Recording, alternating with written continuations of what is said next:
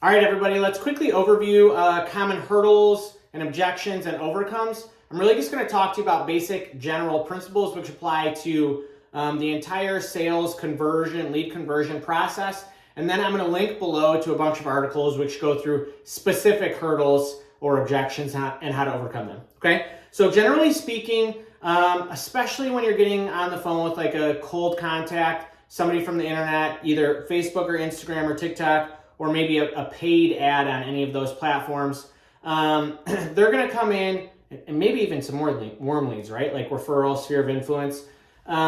People are likely to come in with some sort of objections and hurdles, okay? So they're going to throw in like, hey, I don't know if I'm ready.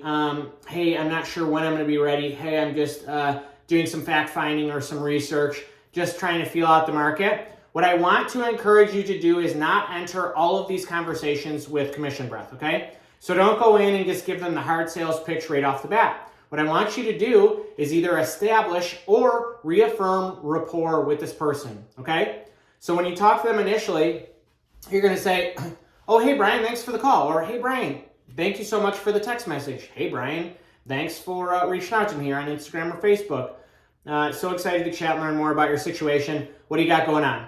Okay, and a general principle is I want you to just ask questions. And you need to ask questions for as long as possible until that person has either exhausted all of their hurdles and objections. They've told you everything that could possibly stand in the way of you in a sale, right? You and them purchasing. Or they tell you stop. They say, no, we've done enough for today, all right? At which point in time, I want you to continue asking questions in a kind way, okay? So when they say, oh, hey, I'm not sure about selling, you say, oh, okay, cool. Like, what's making you think about selling? And then you'll find out what their motivation is. When they say, okay, what's standing in the way of you selling now? It seems like you have some pretty good, pretty good reasons for wanting to sell. Like, what's standing in the way? And then they're going to lay out hurdle or objection number one. Oh, I'm not sure my husband or wife, is up for it. A move seems really daunting. Or, hey, it's really cold. We don't want to move middle of the school year. Say, okay, I totally understand that. Is there anything else in the way?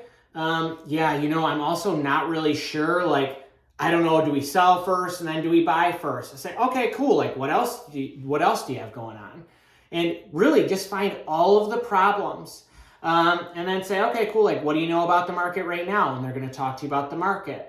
Right, that either will be accurate or inaccurate or somewhere in between. And then you say, great, where'd you get all that information about the market from?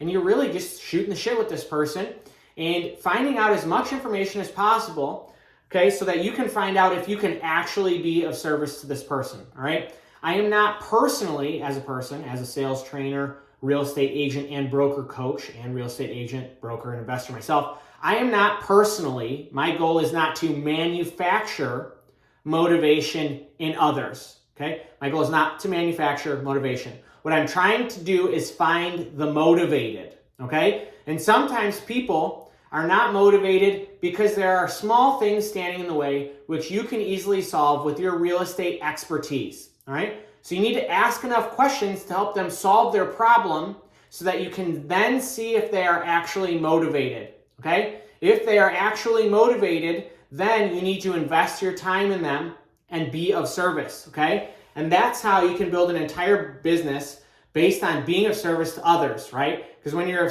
of service to people who genuinely need and want to do business with you, and you provide a repeatable, referable process, they will refer you to others who are actually motivated, and it's like a snowball. Your life becomes easier and easier because you're basically building a tree of positive, productive relationships where you're actually able to help others, and they keep referring you to their friends and family because they don't feel pressured. They don't feel like you've conned or talked them into doing something that they don't want to do, right? You are not manufacturing motivation. You are finding the motivated, identifying their problems so that you can actually be of service to them, getting them on their way, and then asking them to refer you to others who also need help. So I just wanted to really talk about that before we dive in any deeper here. Thanks for watching this video. I'll see you in the next one.